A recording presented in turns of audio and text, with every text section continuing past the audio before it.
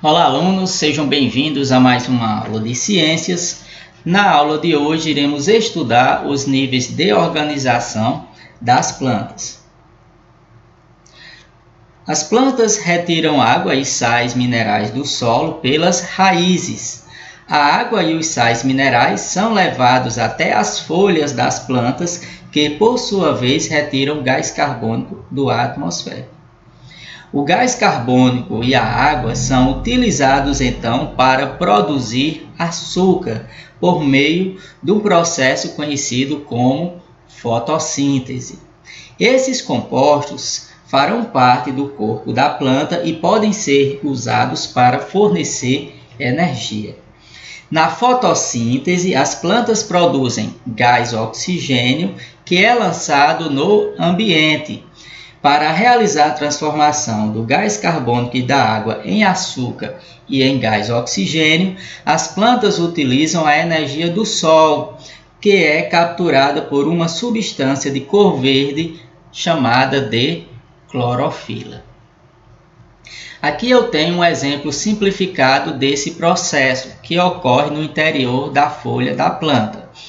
Então, a clorofila, que é a substância de cor verde, ela absorve a luz solar.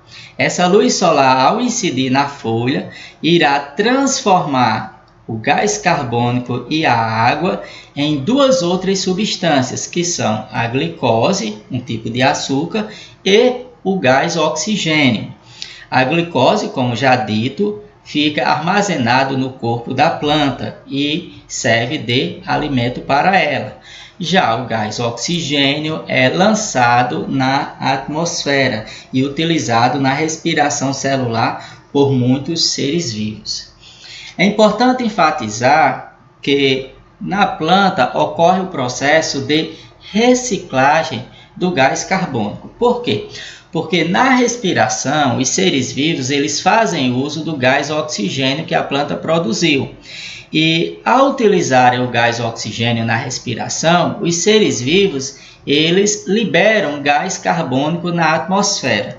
Então, este gás carbônico presente na atmosfera, ele irá ser absorvido novamente pela planta para então produzir oxigênio e glicose.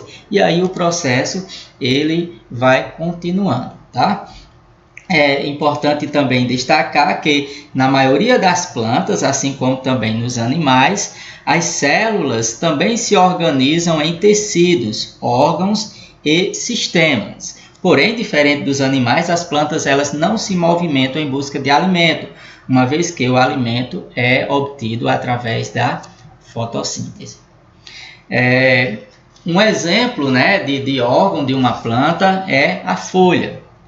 Então, a folha é um órgão que tem em seu interior um tecido rico em células com clorofila que realiza a fotossíntese. Esse tecido ele é chamado de parênquima clorofiliano.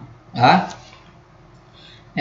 Outro grupo de células forma os tecidos vasculares, que tem como funções a condução de substâncias no interior da planta, podendo ocorrer de duas formas.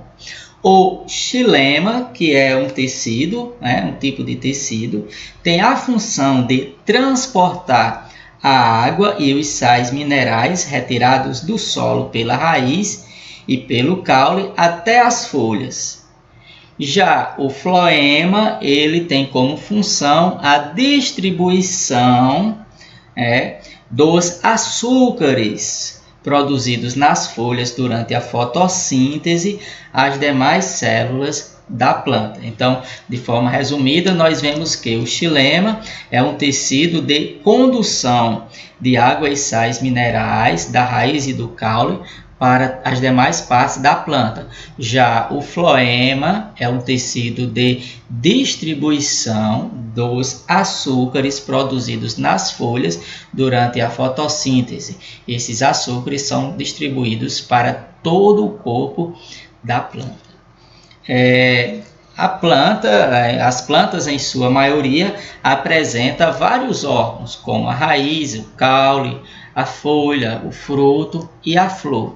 A raiz é um órgão que fixa a planta no solo e absorve água e sais minerais. Já o caule, ele sustenta as folhas e as mantém geralmente em posição elevada, o que possibilita a captação da luz para realizar a fotossíntese.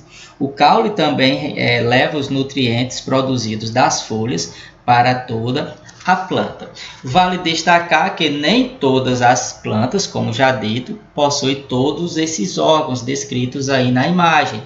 Existem plantas que não têm flor, outras que não têm fruto também, nem sequer folha, caule ou raiz, como é o exemplo das briófitas.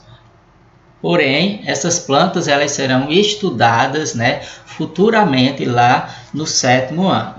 Então, gente, assim encerramos nossa aula de hoje. Espero que vocês tenham compreendido o assunto. Um forte abraço e até a próxima. Tchau, tchau.